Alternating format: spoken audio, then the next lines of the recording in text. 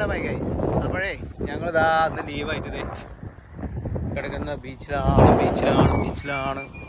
ഇനി ബീച്ചിലെ വിശേഷം. മക്കളെ മീനാണ് ആ ചാടുന്നത്, കണ്ടോളി മീൻ ചാടുന്നത്. എടാ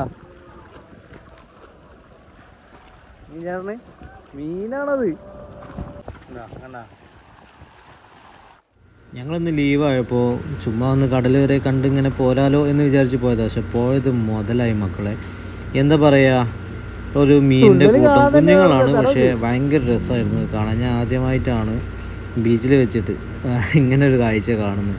അതുമല്ല അതിനെ വെട്ടാൻ വരുന്ന, അതിനെ കഴിക്കാൻ ഭക്ഷിക്കാൻ വേണ്ടി വരുന്ന വലിയ വലിയ എന്താ പറയുക മീനുകൾ അതിനെ ആക്രമിക്കാൻ വരുമ്പോൾ അതിന് രക്ഷപ്പെടുന്നതാണ് കാണുന്നത്. നല്ല രസമുണ്ട് സംഭവം.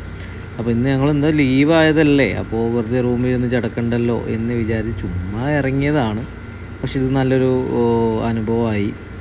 കണ്ടപ്പോൾ നിങ്ങളോടെയും ഷെയർ ചെയ്യാം എന്ന് വിചാരിച്ചിട്ട് ഷെയർ ചെയ്തതാണ്.